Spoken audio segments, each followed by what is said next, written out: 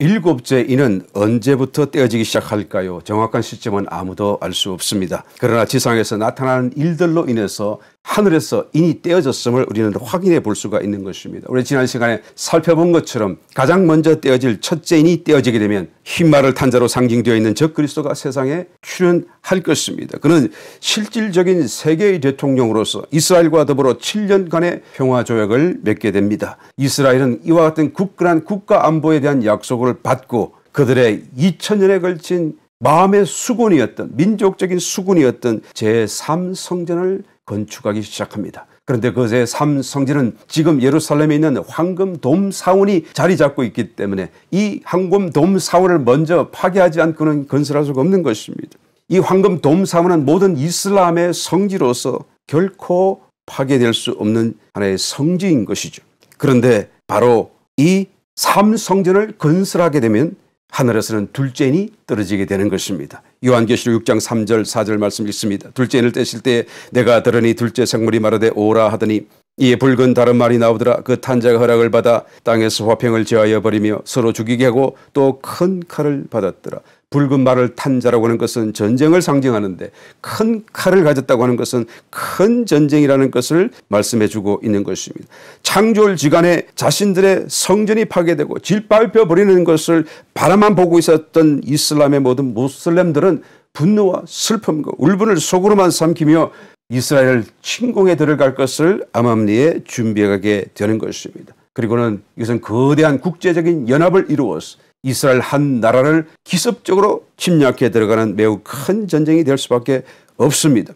그 숫자와 참여하는 국가들은 너무나 많기 때문에 이 전쟁은 비록 국지전이라고 할지라도 세계적인 전쟁으로 또한 비화될 수밖에 없는 것입니다. 그런데 성경이 이 전쟁을 예언해 주고 있습니다. 에스겔서 38장과 39장에 매우 자세하게 말씀합니다. 이 전쟁에서 러시아의 왕이 이스라엘 주변의 모든 이슬람권 국가들의 대장이 되어서 이스라엘을 기습하여 침략해 들어간다고 기록되어져 있는데 그 참여할 연합군의 나라들이 구체적으로 기록되어져 있습니다. 알제리아, 리비아, 수단, 에티오피아, 이란, 터키와 또한 유럽의 일부 국가들이 함께 연합군을 이루어서 이스라엘을 침공해 들어갑니다. 이 전쟁이 얼마나 큰지 땅의 4분의 1이 초토화되는 엄청난 파괴가 동반됩니다. 핵무기가 함께 동원되는 것으로 여겨지는 전쟁인 것입니다. 그러나 하나님이 이스라엘을 사랑하시사 분노하시고 큰 지진과 폭우와 우박덩이와 불과 유황으로 그 모든 군대와 백성들을 비내리듯 하셔서 이스라엘이 구사일생으로 기적적으로 이 전쟁을 승리하게 만들어 주시는 것입니다. 각 사람이 서로 칼로 칠 것이고 바다의 고기들과 공중의 새들과 들의 짐승들과 땅에 기는 모든 벌레들과 지면에 있는 모든 사람들이 떨 것이라고 성경은 기록합니다. 모든 산과 절벽과 또한 성벽도 함께 무너진다고 말씀합니다. 그 결과로 러시아의 왕인 곡과 또한 러시아 연합군과 주변의 모든 이슬람 국가들이 다시는 재기할 수 없을 만큼 치명적인 타격을 입게 될 것입니다. 이스라엘도 거의 전 국토가 자연재해와 전쟁으로 인한 큰 피해를 입게 될 것입니다. 이것은 세계적인 공포감으로 조성되어지게 되고 이때가 되어지면 더 이상 평안하게 신앙생활을 영위할 수가 없게 될 것입니다. 지금과 같이 성경을 공부하고 묵상을 하며